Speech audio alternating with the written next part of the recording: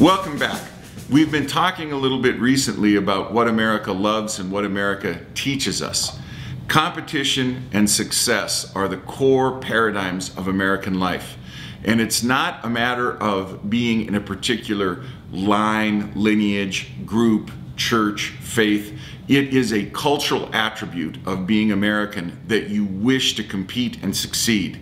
And I want to draw for you an analysis of a city in America that's failing and why it's failing based on its lack of competition, its lack of success, and its failure to commit to excellence. Now, in today's Wall Street Journal, there is the message of Motown. It's on the editorial page, A14, Thursday, March 15th, 2012. And it says, and I want to read part of this to you, "The clock is running out on Detroit. City leaders are up against a $200 million deficit driven by exploding labor costs, and they may not be able to pay their bills come May. The state of Michigan has just swept in to save them. Trouble is, city politicians don't like the strings attached. Governor Rick Schneider is offering Detroit a consent agreement which includes $100 million of state-backed bonds that would tide the city over until labor agreements can be restructured. The catch? Labor agreements will have to be restructured." Now, a labor agreement is what? More than anything else, a labor agreement is an attempt to rub the edges off of excellence. If you come in and you're a great worker and you can turn out 30 widgets in an hour, or 50 widgets in an hour, or 100 widgets in an hour, the union contract says that the union will turn out 30 an hour. And the idea is that somehow it's unfair to have a piecework system.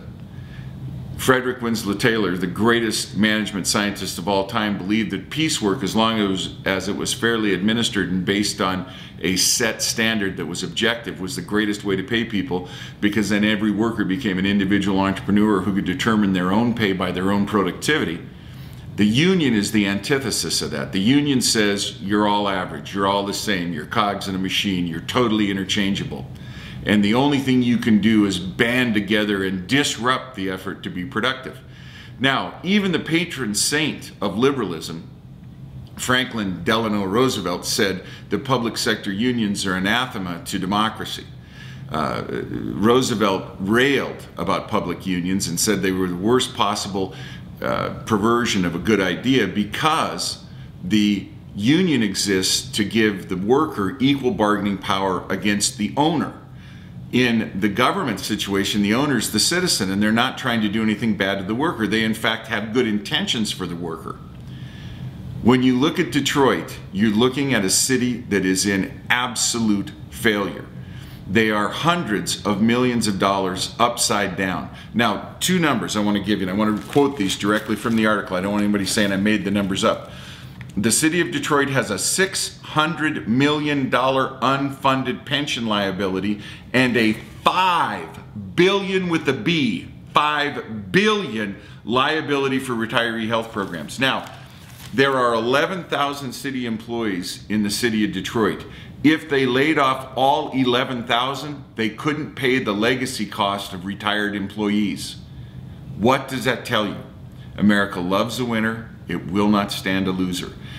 Detroit is the poster child for public sector unionism and private sector unionism.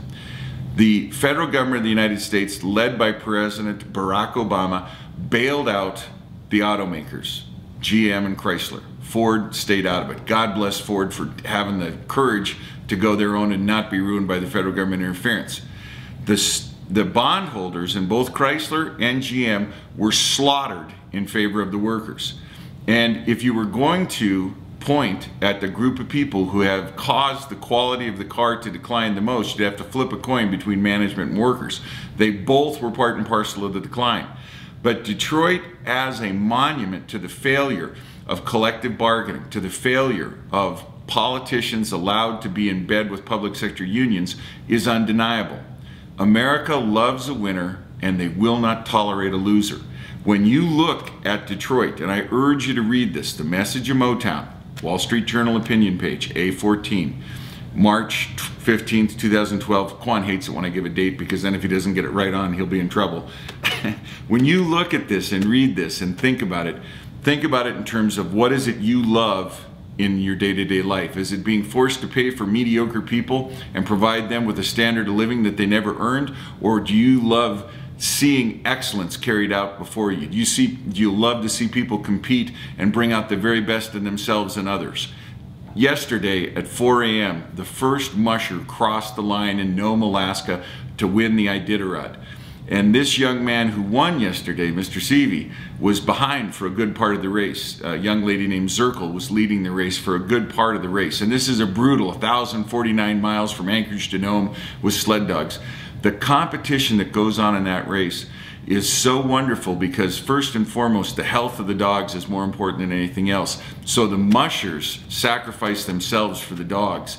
And it is a wonderful example of the human spirit carried to the highest level. Most people don't know that what the Iditarod celebrates is a reenactment of the effort to get diphtheria vaccine from Anchorage to Nome to save the people in Nome. It is the most noble of events, and it characterizes, it centers on, it focuses on the most wonderful human attribute, the search for excellence. We love winners. We will not tolerate losers. Detroit and the model of Detroit is a loser. God bless you, God bless the United States, and God bless the people of Detroit. They just need a different system.